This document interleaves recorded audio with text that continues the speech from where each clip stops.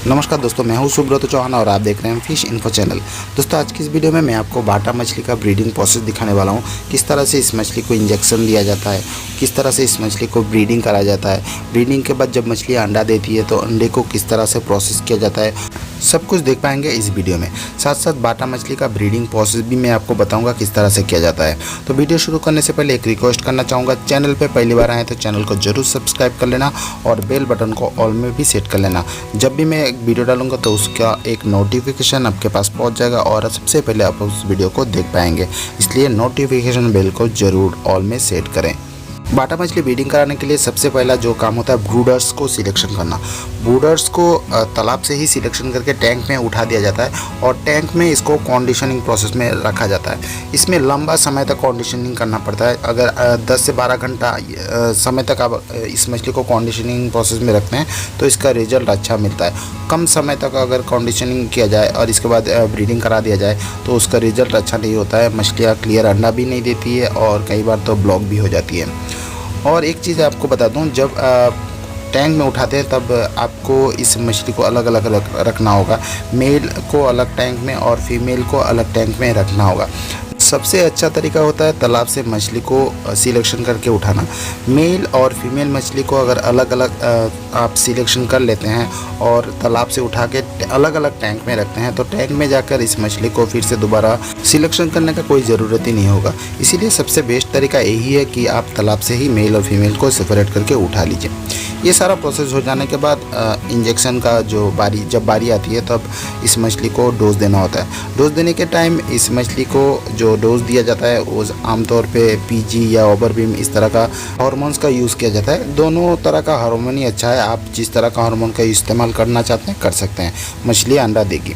इस मछली को ब्रीडिंग कराने के लिए एक ही डोज दिया जाता है। सेकेंड डोज का कोई ज़रूरत नहीं होता है। जैसे कि आईएमसी जैसा मछली, रेहू, मिरिक, कातल इस तरह का मछली को अगर ब्रीडिंग कराया जाए तो फर्स्ट डोज सेकेंड डोज देना होता है। लेकिन बाटा मछली के लिए सेकेंड डोज का कोई ज़रूरत ही नहीं होता है। एक ही डोज में ये मछलियाँ अंडा दे देती है। जहाँ पे दूसरा मछली का ब्रीडिंग कराने के लिए लगभग 12 घंटा का समय का ज़रूरत होता है टोटली, और बाटा मछली को ब्रीडिंग कराने के लिए सिर्फ 6 घंटा का समय का ज़रूरत होता है। जब हम इस मछली को डोज दे देते हैं उसका 6 घंटा बाद मछलियाँ नेचुरली ब्रीड करना स्टार्ट कर देती है, यानी अंडा छोड़ना स्टार्ट कर देती है। इसके लिए 12 घंटा का समय का ज़रूरत नहीं होता है। इसीलिए इस मछली को एक ही डोज देना काफ़ी है। 2 डोज का कभी ज़रूरत नहीं पड़ता है। अभी जानते हैं इस मछली को डोज देने का पॉइंट कहाँ है। दोस्तों, मछली का बॉडी में 4-5 जगह होता है जहाँ पे इंजेक्शन को पुश किया जाता है, लेकिन सबसे अच्छा और बेस्ट जो प्लेस होता है वो है पंख के नीचे।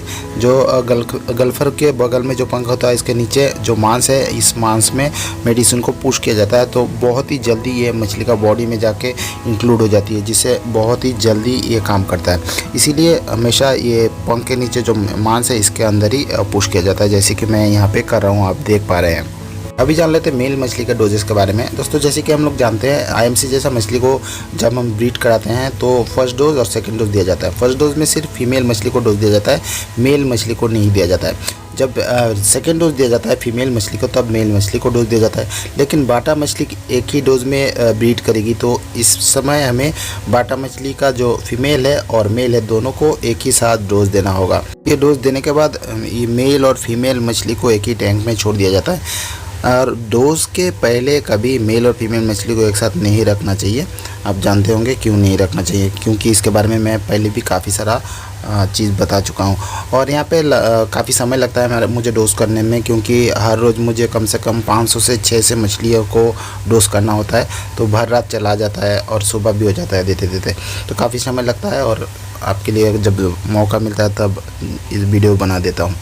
तो कैसे यहाँ पे डोज मेरा कंप्लीट हो चुका है। मेल मछली फीमेल मछली को हो गया और दोनों मछली को हम एक ही टैंक में रख रहे हैं और ऊपर से एक ढक्कन भी लगा देना होगा।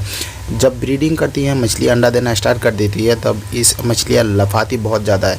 अगर ढक्कन नहीं लगाया जाए तो बाहर की तरफ निकल जाएगी। इस चीज़ को हमेशा ध्यान में रखें। बाटा मछली का जो ब्रीडिंग कराएं तो ढक्कन ज़रूर लगा लें। ये जो टैंक देख रहे हैं इसमें बाटा मछली जो है ब्रीड करेगी और साथ में एक रिजर्व टैंक है जहाँ पे एग आती है और यहाँ पर देखिए ये रहा वो टैंक, और इसको हम लोग एक कलेक्शन टैंक बोलते हैं।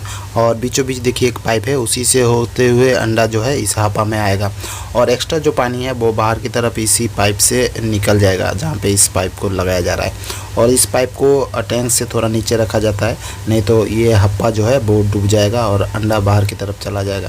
इस चीज़ को हमेशा ध्यान में रखा जाता है। और पानी छोड़ दिया जब गया है, जब ब्रीडिंग करना स्टार्ट हो जाता है तब हम लोग इस पानी को बहुत ज़्यादा मात्रा में छोड़ देते हैं।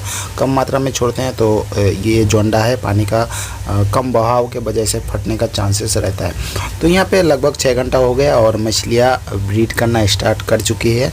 और यहाँ पे आप अंडा थोड़ा देख पाएंगे ध्यान से, मैं आपको आगे दिखा रहा हूँ। और इसका रेशियो भी मैं बता देता हूँ। इसका रेशियो है 1:1, मेल एक के लिए एक फीमेल मछली को इस्तेमाल किया जाता है। इस मछली को ब्रीडिंग कराने के लिए हमेशा 1:1 का ही इस्तेमाल किया जाता है। कई बार थोड़ा ज़्यादा मछली दे देने से इसका फर्टिलाइजेशन जो है वो काफ़ी अच्छा हो जाता है। इसीलिए अगर 100 मछली को ब्रीडिंग कराने के लिए उठाया गया तो 110 मेल मछली को इस्तेमाल कर देना सबसे बेस्ट रहता है। इसमें फर्टिलाइजेशन अच्छा होगा। और ये जो अंडा है वो प्रोसेस हो रहा है और काफ़ी सारा अंडा निकल रहा है। इसमें छोटा अंडा है, कुछ अंडा घूमते घूमते बड़ा हो चुका है। और ये अंडा जो है इसी टैंक में घूमते घूमते चारों तरफ से, इसका बीचों बीच एक सेंटर है, उससे होता हुआ जो मैंने एक कलेक्शन टैंक दिखाया था उसी में चला जाएगा। ये बगल में एक कलेक्शन टैंक है, इसमें देखिए काफ़ी सारा अंडा जो है वो आ चुका है। और इसी से हम लोग अंडा को कलेक्शन करके जार में डाल देंगे।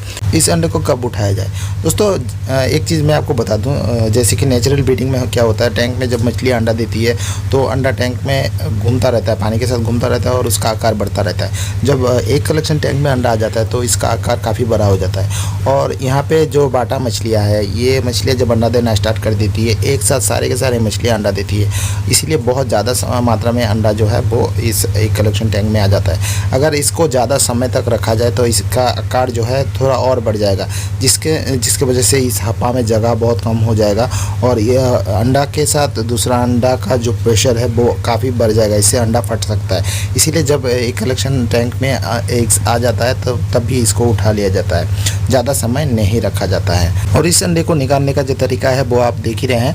हमेशा ध्यान में रखें, जब इस तरह से अंडे को इकट्ठा किया जाए तो पानी के साथ ही अंडा रहना चाहिए, ज़्यादा सूखा नहीं होना चाहिए। अगर सूखा हो जाता है तो दिक्कत होगा, अंडा फटेगा, ख़राब हो जाएगा। इसीलिए पानी रहना चाहिए, पानी के साथ साथ ही आपको उठाना है। वैसे एक कलेक्शन हो जाने के बाद इसको डालना होता है जार में, जार या फानेल आप जिस नाम से जानते हैं, उसमें इसको बहुत ही सावधानी से डालना होता है।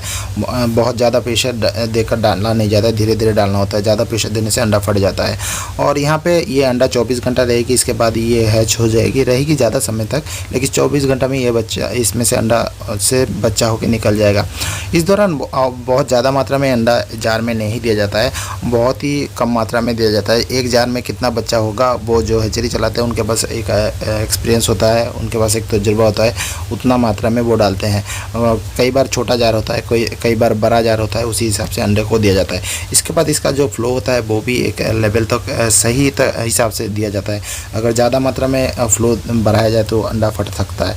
इसके बारे में भी मैं पहले काफ़ी सारे वीडियो में बता चुका हूँ, जार और एग्स किस तरह से काम करता है। आप चाहे तो उस वीडियो को देखकर भी काफ़ी सारा जानकारियाँ ले सकते हैं। तो यही था दोस्तों बाटा मछली ब्रीडिंग प्रोसेस जो मैंने अभी आपको दिखाया। अच्छा लगा है तो लाइक कर देना, ज़्यादा से ज़्यादा शेयर कर देना। तो दोस्तों मिलते हैं नेक्स्ट वीडियो में नया टॉपिक के साथ, तब तक के लिए मैं सुब्रत चौहान आपसे विदा लेता हूँ।